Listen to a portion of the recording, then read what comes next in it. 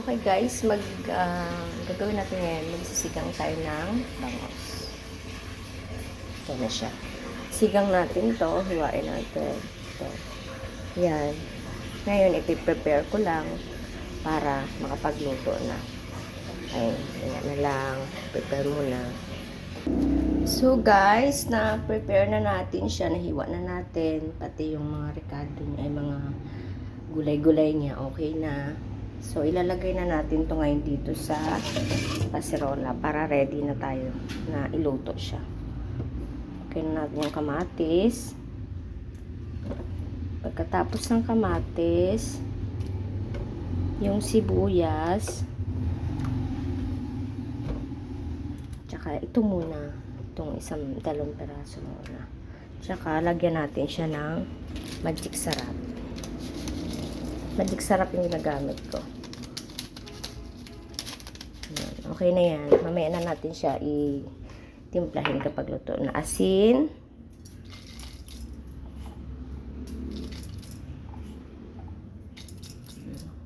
Pagkatapos, isa lang na natin. Naka-ready na siya lahat. Mamaya naman guys.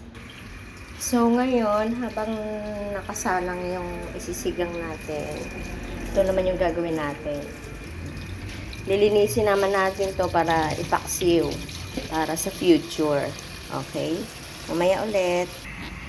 So, ayan na. Kumukulo na siya. Maya-maya lang konti. Ilalagay na natin yung okra. Okra muna i-add natin. Konting kulo pa.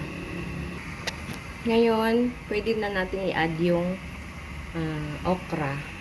I-add muna natin itong okra.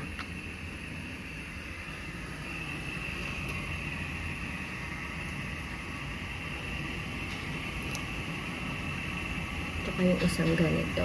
Ayan. Pakuluin na lang natin siya. Tansyahin na lang natin.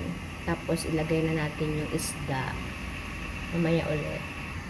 So, guys, kumukulo na siya. Nalagay na natin yung okra. Ilalagay na natin ngayon yung isda para kumulo na. Naluto na siya. Ito, ilagay na natin ito. Lahat na yan para ano.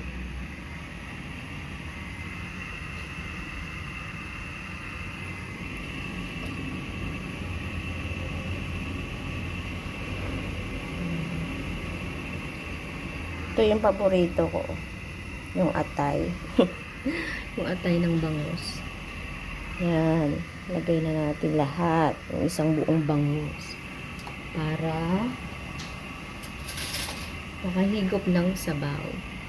Yan na siya. Ngayon, kukulo siya. Antay natin maluto. Tapos, ilagay natin yung katapos siya maluto, yung isda, lagay na natin yung talbos. Tsaka, pag sinigang mix na. Yan, okay na yan. Hantay na lang natin siya. Takpan muna natin para maluto. Habang niluluto yung sinigang, ayan, na-prepare ko na rin yung pang-paksiw para sa future namin ng anak ko. So, mamaya na lang. Guys, itimplahin na natin kung kumusta ang lasa niya. Para pwede pa ba tayo mag-additional ng magic sarap or ng asin. Mag-a-add tayo ngayon ng salt.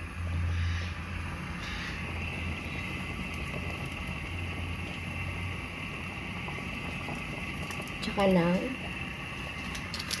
magic sarap.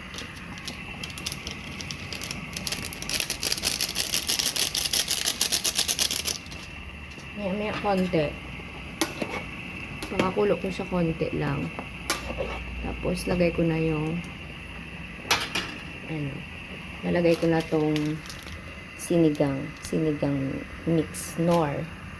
Okay, update later.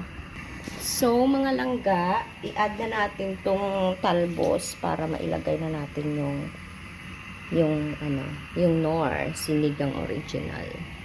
Lagay na natin siya para huli na yung pang-asin. Ganyan kasi ako pag nagsigang ako, huling-huli yung pang-asin, tapos pakakulo-kulo ko na lang siya para hindi siya mapanis kahit may kamatis. pagka ang sinigang, pagka pinakakulo-kulo mo, kahit may kamatis, hindi siya mapapanis. So, i-add na natin yung nor. Add na natin. Pwede na yan. Lahatin na natin para masarap. Para maasim talaga. Para masarap ang higop ng sabaw. So, konting halo lang. Tapos, pakakulo na natin siya. Tapos, okay na yan. Yan. Itimpla na rin natin siya. So, pakakulo na lang natin siya ng kulong-kulo. Yung kumukulo talaga. Okay, update na lang mamaya. Ayan na, kumukulo na siya. Ano na natin to. Hanguin na natin siya.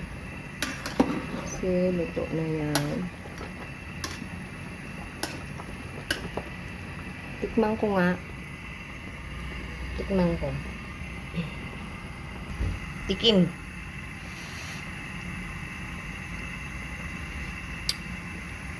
Sarap. Yan.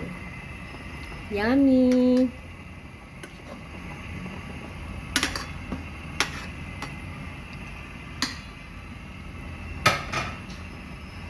Konti pa. Konting kulo. Tapos luto na siya. Pwede na pwede na i-serve. Kaso mamaya pa ako kakain. Antayin ko pa yung anak ko. Sunduin ko pa. Mga 11:30. Manunundo. Tapos kakain na kami. So, update na lang ulit. Yan. Okay na. Luto na yan. Pwede ko na siyang hanguin. Hahanguin ko na siya dito. Sa baba. Patayin ko na muna to. Yan. Okay na. Pwede ko na siyang hanguin. This is it. Ba? Ang sarap ng sinigang ko. Pwede nang kumain. Yummy, yummy. Ayan na po ang sinigang ko na sinigang na bangos. Sarap. Pwede nang kumain. Sarap maghigop ng sabaw. Antayin ko pa yung anak. Susunduin ko pa. Hi! Bye! Thanks for watching!